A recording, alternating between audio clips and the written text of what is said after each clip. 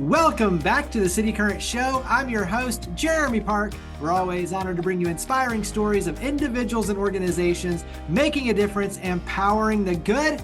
And that's why we're honored to be with Joanna Murray, Community Director and co-founder of Midsouth Hope Garage. How are you doing? Good. Thank you for having me today. Absolutely. You all are doing tremendous good. And so before we dive into all that, let's start with the backstory. Give us a little bit of history for Midsouth Hope Garage. Sure. This was an idea that has kind of rolled around in all of our heads for over a decade.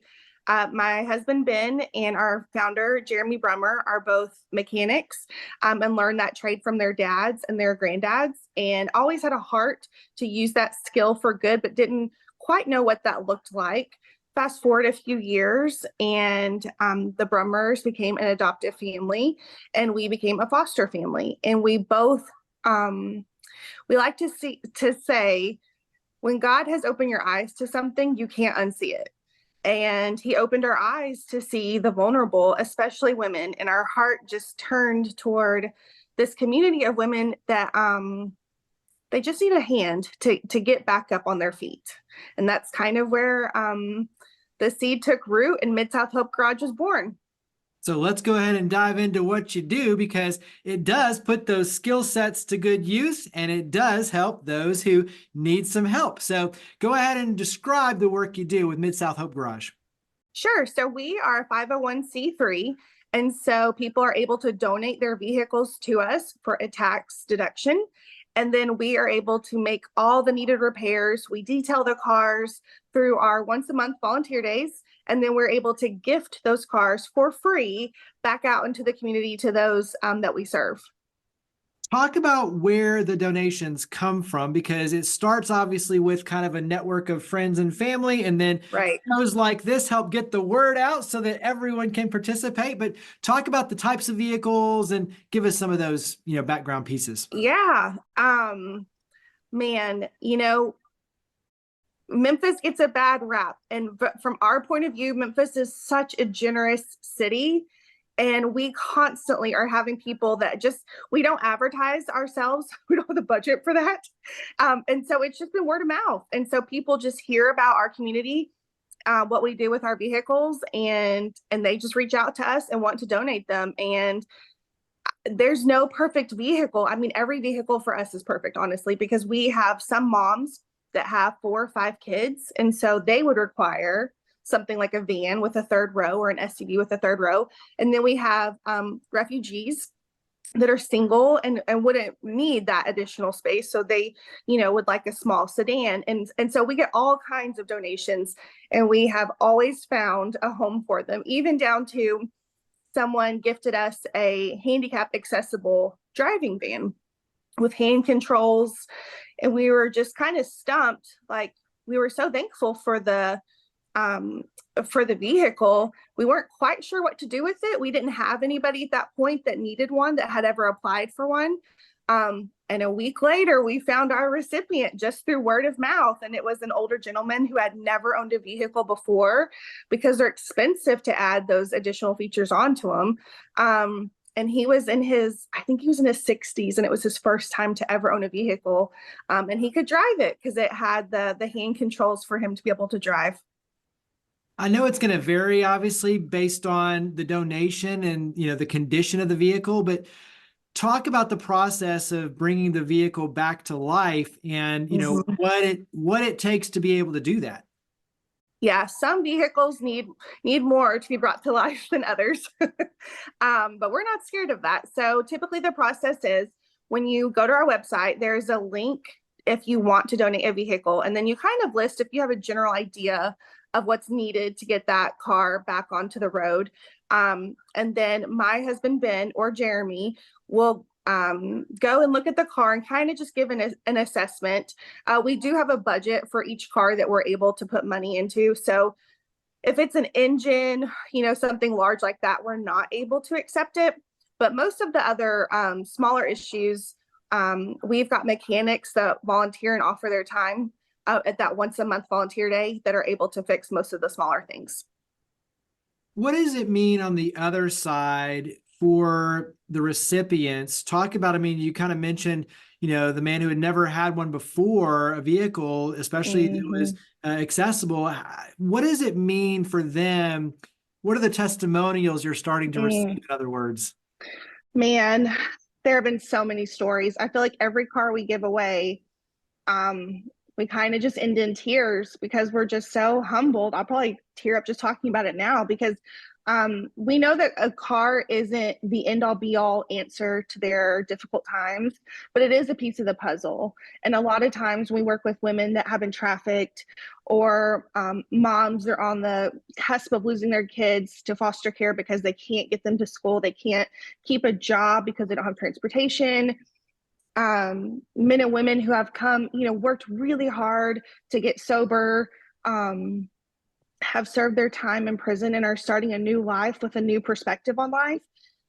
I mean, a car, it's their key to freedom. It's their key to independence, to maintaining that lifestyle that they hope for their family, for financial security.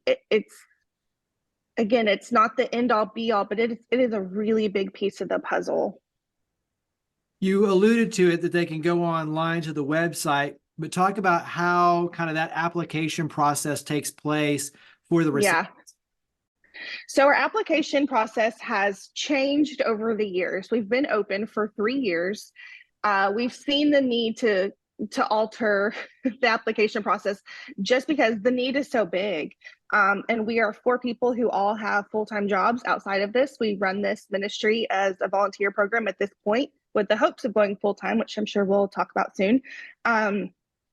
So our time and our resources at this point are very limited. And so right now we have partnered with a set number of nonprofits. Our hope is when you give a car to someone, we do not want that car to be a burden for them, meaning we don't want it to be a financial burden. We want to make sure that they're able to maintain it and get the oil changed and keep the insurance on it and keep gas in it, all the basic things.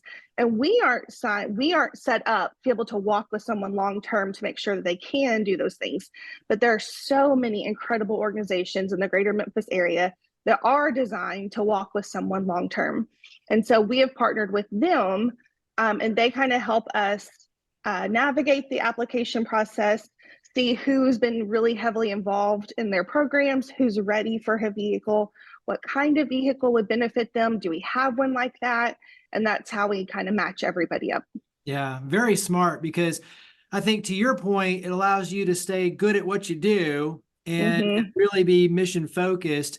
And at the same time, work with the nonprofits who understand the situation and can walk alongside the individuals and the families who will be the recipients. But that way they're able to vet them, understand their story, help support them. And you're smart in the sense that while a car is a tremendous opportunity, it's a tremendous blessing, it does come with some responsibility and cost, like the insurance, the gas, and the upkeep in those, that you need the families to understand that responsibility. And so I think that's very, very smart on your end.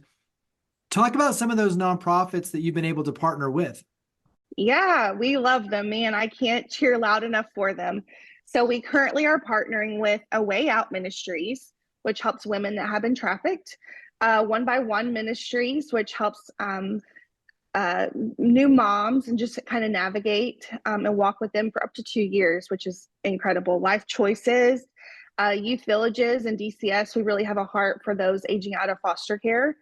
Dorothy Day House, Women's Advocacy Center, Refugee Memphis, and Driving the Dream. So really, it's just, and if we had the ability, we would take on a million more organizations, because there's just so many wonderful ones in the Memphis area. But we are limited at this point, but our hopes are to continue to grow every year and being able to reach more ministries. But for the time being, this is who we serve.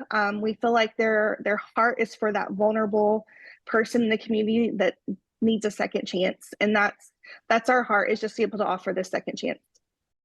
When you look at Memphis, one of the greatest challenges is transportation, and that barrier to then, have the job opportunities and the economic mobility. And so I think, what you're doing to provide that sort of opportunity to be a solution is very powerful for our community.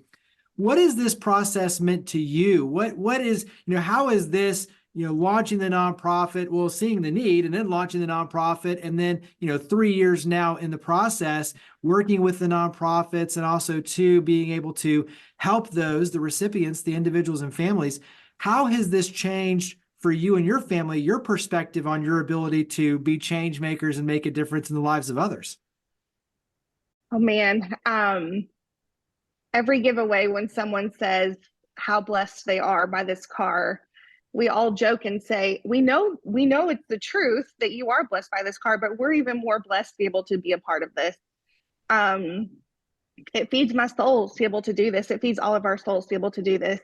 The people that we get to meet and love on and serve, I mean, they're just so deserving, and they just need to be loved. And they haven't always been able to feel genuine love from others without, demanding something in return. And so, I mean, I have the best job in the world. Talk about how the community can help, because obviously the donations of the vehicles, that's integral. And then also too, for those I would imagine who have the skill sets or want to perhaps refine their skill sets on being, a mechanic, maybe that's another area. But talk about how the community can support your efforts, and obviously financial contributions too. Sure. Like I said earlier, we are a small ministry. There's 4 of us, and we all have full-time jobs and do this as a volunteer basis. So we rely heavily on our volunteers to be able to get this done. So that looks like right now we have once a month volunteer days that are on a Saturday. And those volunteer days, we have mechanics that come volunteer their time to work on the cars. We usually diagnose them, and then they can kind of come in and pick what they're able to do. And they've got, a list of things that need to be accomplished that day. We've got people that come in that can detail cars, that don't know anything about fixing a car, but they sure can wash a car. Well, that's wonderful, because when we give a car, we want it to be, as pristine and as new as possible as we can make it feel for our recipient. We have people that feed our volunteers. We really love to feed our volunteers a good breakfast as a thank you for their generosity of giving of their time. And so we have people that serve breakfast for our volunteers. I mean, just spreading the word. Like I said, we don't advertise. This is all word of mouth. And so we find that it never fails. The minute you share, somebody says, oh yeah, I've got a van that's been in my backyard for 6 months and it doesn't run, but I'd love to give it to you. Or they know somebody that does that. So, and my point, going back to us just heavily relying on our volunteers. So in 2020, when we started, we gave away 2 cars. And we were elated. In 2021, we gave away 7 cars. In 2022, we gave away 9 cars. This year, we've given away 20. And while we are so happy and humbled and thrilled by being able to give away 20 cars, we have 11 cars just sitting, needing repairs, that we would have loved to have gotten out this year. But again, we're just so limited on time and resources that they're going to be held over for 2024, which is fine. But that's why we need our volunteers. Talk about the financial contributions too, because as you mentioned, at some point making this full time, right? For you, because all of you are doing this, fully as volunteers, but also for your ability to purchase needed items to fix the vehicles or to get those in kind. So, I mean, there's a pretty, hard cost in fixing these cars up. Right. So we average a little under 500 per car. And like I said, we have to stick to that budget in order to make sure that we can get to all of the cars that we have been graciously given. But as uncomfortable it is to ask for funding, we are in need of funding, because we have this vision after, again, just getting to know the women that we serve and hearing their stories. So many of them have been taken advantage of by repair shops. And they have spent all of their money to buy a car from someone they knew. 2 days later, that car kind of blows up. They take it to mechanic and it's going to be more. And so our heart is to be able to open a full-time repair shop at a significant discounted rate. That way they have a safe place to come, a trustworthy mechanic. I can say that he's my husband, and it would be at a significant discount, because we would be able to fund it as the nonprofit and not, just straight from their pocketbook. So with all of that, currently our shop is on Jeremy and Ashley's property. That's been a blessing for us the last 3 years, but as the need continues to grow, so must we. And so we need to find a commercial shop location where we would be able to then turn that into a full-time repair shop to be able to meet these needs. So not only would we be able to begin offering warranties on Midsouth Hope Garage cars, which we're not able to do at this point, but we could also just offer repairs for just personal vehicles. Awesome stuff. Let's wrap up with where everyone can go to learn more and get involved. So website, phone numbers, where would you direct us to go? Yes, so we are on Facebook and Instagram. Just search Midsouth Hope Garage. Our website is midsouthhopegarage.org. And if you would like to email, you can email midsouthhopegarage@gmail.com. Well, Joanna Murray, Community Director and co-founder of Midsouth Hope Garage, thank you for all you do. Thank you for coming on the show. Absolutely. Thank you so much for having me. Higginbotham Insurance and Financial Services is proud to power the City Current Show. We're a people-first company that protects what matters most, the families, businesses, and trailblazers that keep our community going. As one of the nation's top independent insurance firms, Higginbotham is a single-source solution for business insurance, employee benefits, HR services, and personal insurance that's customized for you. We're here to serve you, the people you care about, and your community. Call 866-377-1959 or visit higginbotham.com.